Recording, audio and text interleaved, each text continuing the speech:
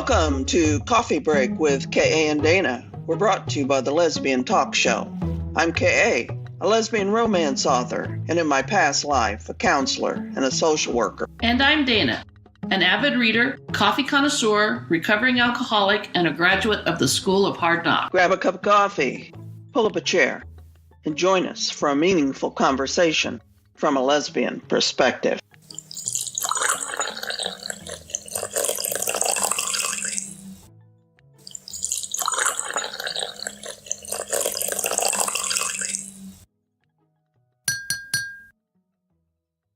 For years, studies have shown that lesbians abuse alcohol at a higher rate than straight women.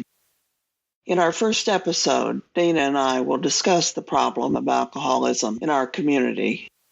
Why do we drink too much? And what's the solution? So, if we abuse alcohol and drugs at a higher rate than straight women, there should be a ton of services out there for us. Are there? The services are starting to come back up because of the opioid addiction and problem. But as far as just that straight alcoholism, for some reason, the lesbians aren't seeking treatment. Not all of them, but the bulk of them don't seek treatment. So even if the services were available, I'm not sure that they would take them. Guessing that one reason they might not seek treatment is because there's a pretty good chance you'd be sitting down with a straight counselor who may or may not get you at all. Boy, that's the truth. I've had a very hard time finding lesbians in my community with some time that are willing to help. It's not that they're not willing to help, but it's just there's such a low number of lesbians with any time in my community, from my perspective, that are out there for people. And when you're saying that, you're talking about like AA, like correct, women who have enough sobriety that they can help somebody else. You're talking about them. Right. So a lot of times if a lesbian goes into a meeting, she's going to be the only lesbian there. That's just the way it is. When I'm thinking about it from the traditional counseling standpoint, because that's my background. Never been to an AA meeting, although I've learned some from you, over talking, but it's a different kind of situation, but equally bad.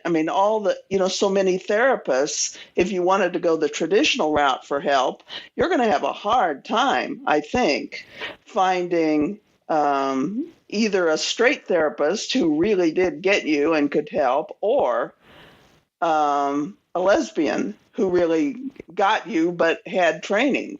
So either way you look, we're really on our own, aren't we, in many respects?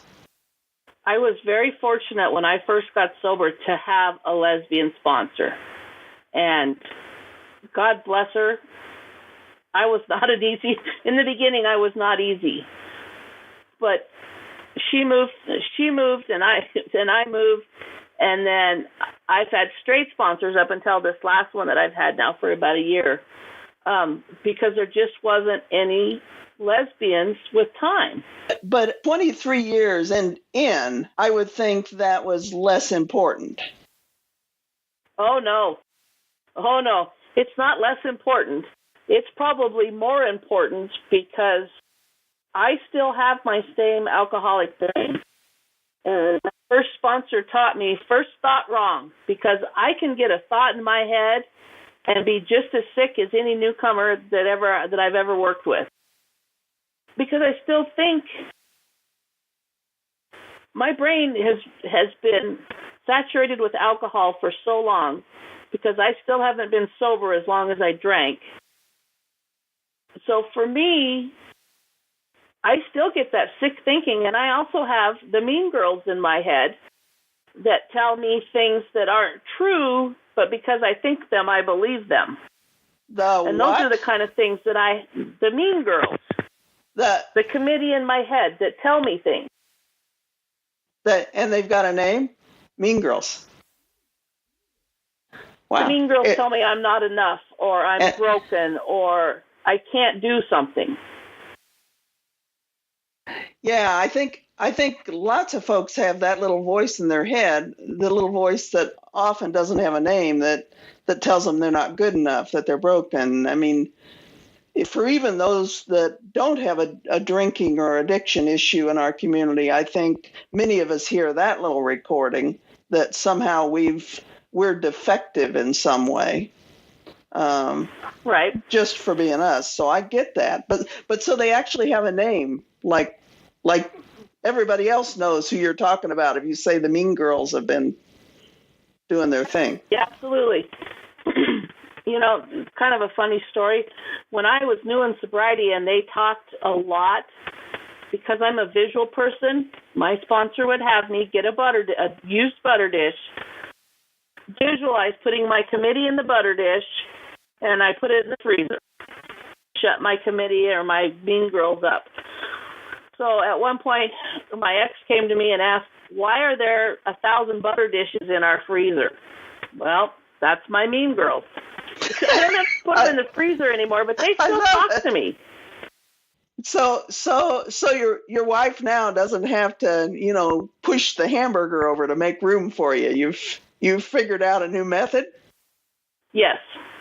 But God. she also, because we've been together long enough, almost 20 years, when I start talking to myself, she knows I'm having a discussion with the Mean Girls, and she'll just come by and tell them to shut up. And so for me, that's just a cue. That's another tool in my toolbox, because she knows me so well that she just walks by and says to shut up. She's not meaning it towards me, but she's meaning it towards whoever I'm having the conversation in my head with. That strikes me. What do you think? I mean, you enjoy a long-term, fulfilling relationship. Not everybody's been lucky enough to have 20 years with someone that still suits them, and that, I'm not dealing with alcoholism or addiction, but I deal with other things, and I enjoy a long-term relationship as well. So, I mean, that's important. If you hadn't had that, do you think it'd been a harder road? Is that an important piece to recovery, you think, having that kind of a relationship? Yes and no. It's important to me, but I don't know if, addiction-wise, I don't know if I don't know that it has any bearing. It's just one of those little tools that we've kind of gotten over the last few years. But those tools are out there if people are willing to come in and ask for help.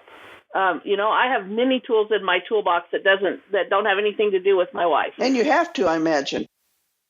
I mean, because otherwise, you'd be like depending on her for your health and sobriety and everything else. You can't. But I can't help but think she wouldn't add a really positive tool to that box. I mean, to have a relationship, to have someone that knows you so well, that isn't a drunk, that can support you and call you on stuff. I'm thinking that's a good tool to have in your box that not everybody has. Sometimes it's a good tool, and sometimes she's very annoying. Like one time we went out with some friends, and she ordered a craft beer that was like $9, and she didn't like it, so she wasn't going to drink it. Now, to me, that's alcohol abuse. She was just going to leave it there to be thrown out. Leaving a drink on the table makes absolutely no sense to me, even at 22 years sober.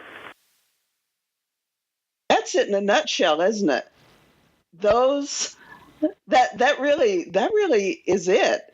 That's a definition of what. That's the difference between her and I.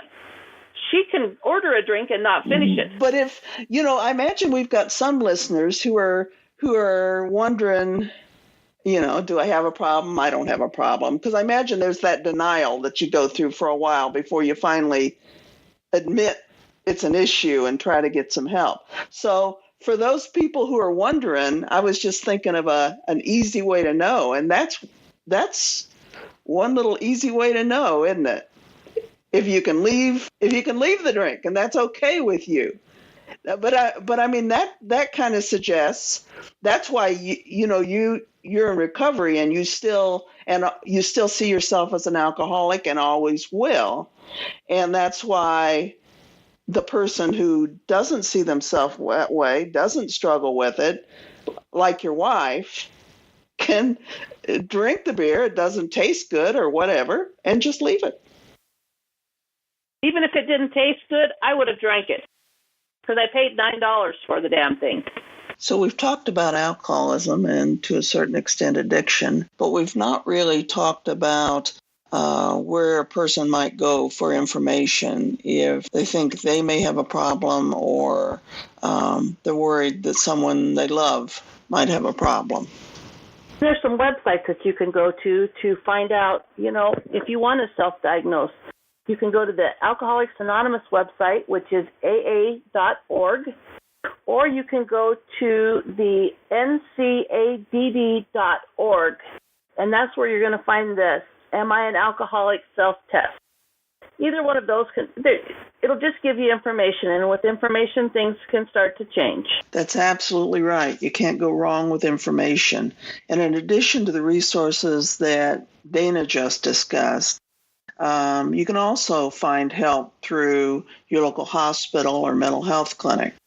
The main thing is to consider your options and make a good decision for you. So if you have any hesitations about going into a meeting, just go. You will see everything from women dressed to the nines with their diamonds and their rings, and you'll also see women who just got out of prison that got their clothes at the Goodwill store.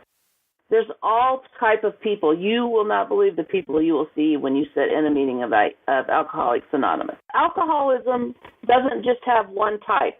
Alcoholism is an equal opportunity disease and will catch up to anybody. Okay, so we've talked about AA, but for those listeners who might not know what AA is all about and what it is, and I wonder if we shouldn't just give a little bit more information about the organization and, what a meeting's like and, just some basics and let you ramble just a minute. Well, we both know I'm good at rambling. So AA is founded on the 12 steps and the 12 traditions, and they have meetings. Most places have quite a few meetings. I mean, depending on the size of the town is depending on what the kind of meetings you're going to have. But there's two types of meetings. There's an open meeting where anybody can attend, and there's a closed meeting where only people with alcoholism can attend. There are men's meetings, there are women's meetings, there are gay and lesbian meetings. Okay, and even if you're not alcoholic, I mean, even if you just want to know, or someone that you think could benefit, but maybe they don't know so much about it, there are meetings that person can go to too, so that they can understand what it's all about and bring that information home. Absolutely. They can go to any open AA meeting. Just get on the internet, type in your town and AA meeting, and it'll come up and give you a schedule. And if you love somebody, whether it's a child, a parent, a spouse, go to an Al-Anon meeting, and you can also get information about that. Just type in your town name and Al-Anon, and it will give you information. Okay, so I just want to throw this out here because I think our listeners might be interested in a little bit of how we got together to host this show and how we know each other. We became friends online basically when you became my beta reader, and one of the first projects that we worked on was a book that I wrote where I tried to touch on what it might be like for a character who was struggling with alcoholism and to try to help that character find a path back to sobriety because she'd fallen off the wagon.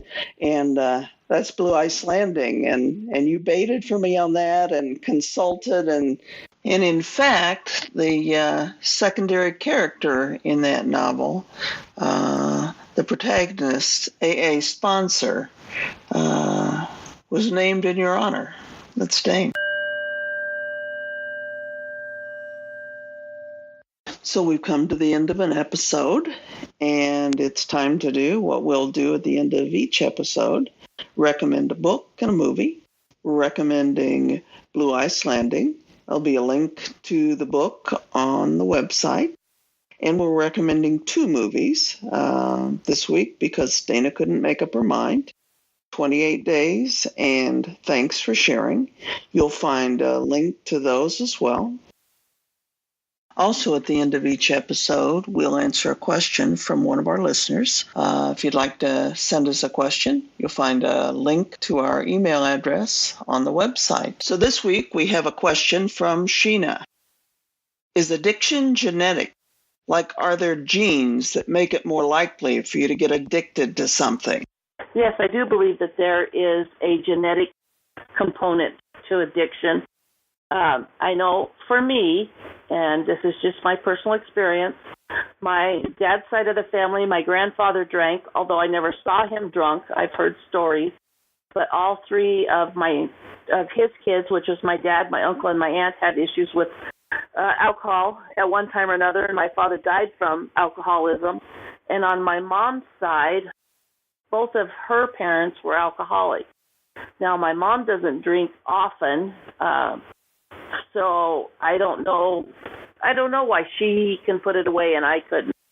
But I believe I was a ticking time bomb for alcoholism until I found alcohol around the age of 9, and then the bomb went off and the course was set. So the short answer, yes. You can have a genetic predisposition to develop an addiction. However, addiction is thought to be, and studies have confirmed this, only about 50% genetics and the other 50% coping skills. Okay, Dana, so one last piece of wisdom before we call it a day. There are many ways up the mountain, and if you think you have a problem and don't want to do AA, you can find other paths up the mountain. The only thing that matters is that we get to the top and we get there together and we learn how to be at peace with who we are. It's been a great show and a great discussion, and we have another great show in the chute for next week. Next week, we'll be discussing spirituality in the lesbian community. You've been listening to Coffee Break with Kay and Dana, meaningful conversations from a lesbian perspective, brought to you by the Lesbian Talk Show. Be sure to like us on Facebook, follow us on Twitter, and visit our website, www.coffeebreakwithkayandana.com. Until next week, work hard, be kind to one another, and watch amazing things happen in your corner of the world.